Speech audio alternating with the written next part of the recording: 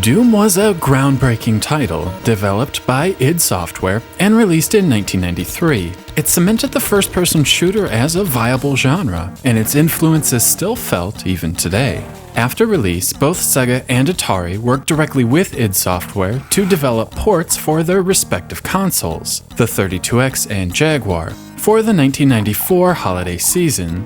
The following year, the game would be released for the Super Nintendo, taking advantage of the Super FX2 enhancement chip. Many other ports of the game were released, but today's episode will be focusing solely on these first three cartridge iterations. Doom was a launch game for the Sega 32X on November 21st, 1994.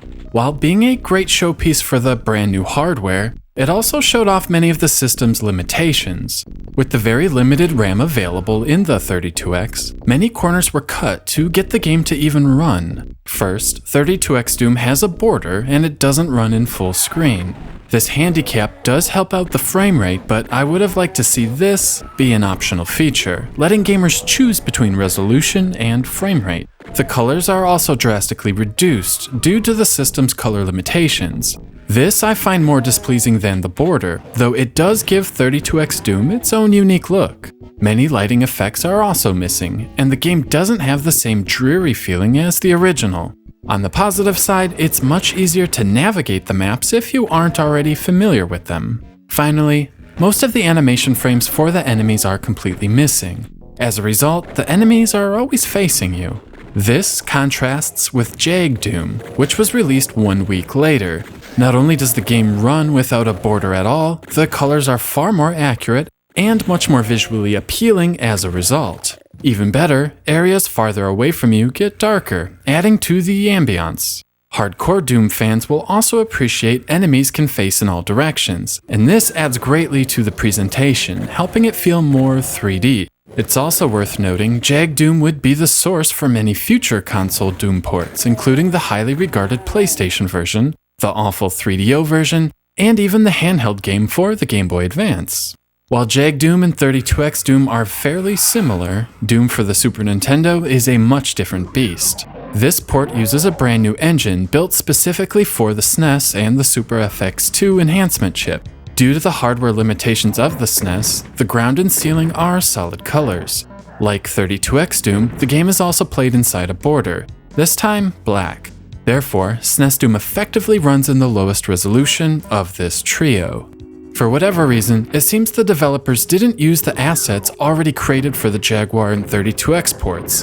The levels actually feature more details from the PC version, like extra pillars and platforms. SNES Doom also features some lighting effects, and the textures get brighter the closer they are to the screen. It's a nice touch, and it seems there was some untapped potential lurking inside the Super FX chip. Unfortunately, the frame rate is really awful. SNES Doom is easily the choppiest of the three. Graphically, it's no contest. Jag Doom is the best of the three, featuring the fewest compromises compared to the PC original. 32X Doom is second, with a smaller window helping keeping the frame rate smooth. SNES Doom brings up the rear, with empty floors and ceilings, a very low resolution, and the worst frame rate of the bunch. The music is where these console ports of Doom get interesting. 32X Doom has a very American developer sound to it, with poor instrument samples, twangy strings, and some questionable drum sounds. Some really like to hate on this, and compared to later CD ports, it's admittedly weak, but I personally wouldn't call it bad. The compositions are still classic Doom, they fit the environments well and never get annoying, despite lengthy game sessions. Jag Doom doesn't play music during the gameplay at all. As the Jaguar DSP chip is busy rendering graphics, they weren't able to also have it processing music. The only sounds during the level are gunshots and enemy grunts. Some claim this adds to the atmosphere, but I don't buy it. Many of the tracks are actually on the cartridge, playing during the intermission screens. The quality is fairly high, and the compositions are excellent. It's just a shame they ran out of time to actually have them played during the levels. Last but certainly not least is SNES Doom. The tracks here are simply awesome. All of the wonderful Doom compositions are here, and all done in a way only the Super Nintendo could. These sound like fully orchestrated affairs with quality instrument samples and, of course, some SNES reverb. I was actually a bit surprised by these. I knew they would sound good, but they are actually kind of amazing. Sadly, the sound effects are a bit lacking and sometimes fail to play at all. With that, let's take a quick listen to all 3 games.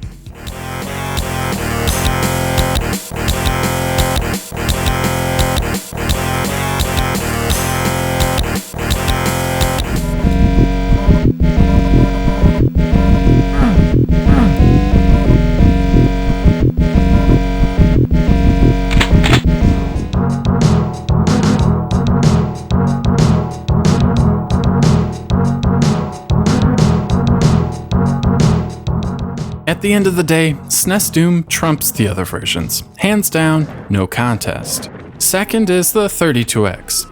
While not as great as Jag Doom, they actually play during the game, which is a big deal for me. Lastly, of course, is Jag Doom. Most of the time, all I can hear is the slight hum of electrical interference, and it drags the experience down. Still, like 32x Doom, the sound effects are pretty great. A big reason hardcore Doom fans don't like these watered-down console ports is because of what's missing. All 3 ports have varying degrees of completeness due to RAM limitations and the limited space available on a physical cartridge. 32x Doom is the biggest offender. Just 17 maps from the first 2 episodes are here. The original 9 maps from Knee Deep in Dead are present, and 8 from The Shores of Hell. Jag Doom ups the ante with 24 maps. However, only 22 maps are from the original. Unlike 32x Doom, levels from the 3rd episode, Inferno, are here and accounted for. Lastly, 2 exclusive levels are included for this release. SNES Doom also features 22 maps covering the first 3 episodes, but does not include any exclusives. Like all 3 versions of the game, there are many cuts to the level geometry, with entire sections of maps completely removed. SNES Doom probably retains more than the other 2, but all feature sacrifices. I wanted to mention a few other oddities as well before moving along. All 3 games feature unique map screens. 32x Doom is the most complete, allowing full movement and zoom functions. Jag Doom is the least complete, featuring a static map. SNES Doom can also zoom and rotates the map around the player. Not a big deal, but still an interesting difference. Perhaps the most important aspect is the gameplay. First things first, none of these games do strafing very well. 32x Doom and Jag Doom have a dedicated strafe button.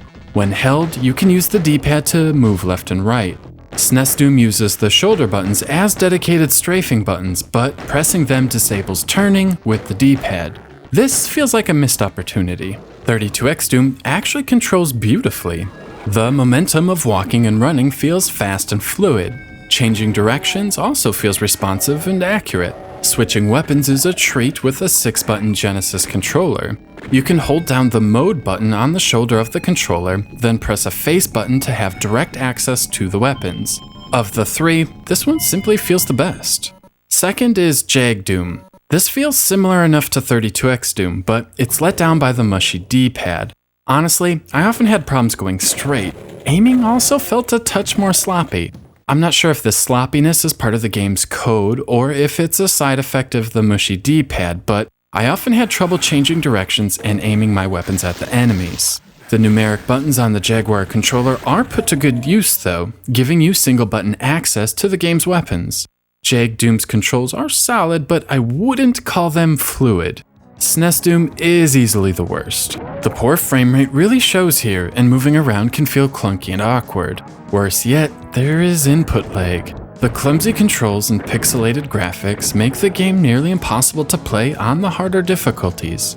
You don't have direct access to the weapons either, and must scroll through them one at a time. These aren't the worst first-person controls I've ever felt, but they are certainly a letdown. However, SNES Doom does feature a few PC touches not found in the other versions. First, there is text on the screen when collecting items and power-ups. The intermission screens also have the episode maps, letting you know where you are and where you've been. I rather like these little touches. Before wrapping things up, I just want to say that I really enjoy all 3 of these games, and consider them all good. Doom is a fantastic game, even after 20 years. It's a perfect blend of frantic action, exploration, and light puzzle solving. The levels are brilliantly designed, gradually leading you to the different key cards with minimal backtracking to newly opened areas. It is a ton of fun, and all three games offer a worthwhile Doom experience. With that out of the way, the worst of the bunch is SNES Doom. The sluggish gameplay and pixelated graphics do hamper some of the Doom experience. While the soundtrack is terrific, it's not enough to push it past the other versions. Still, you should play this game just to see what was possible on hardware released way back in 1991. It's rather amazing. 32X Doom falls squarely in between. The game is a blast to play with the excellent Genesis controller. The gameplay is fast, the frame rate is acceptable, and despite being played in a border, everything is still very visible and easy to see.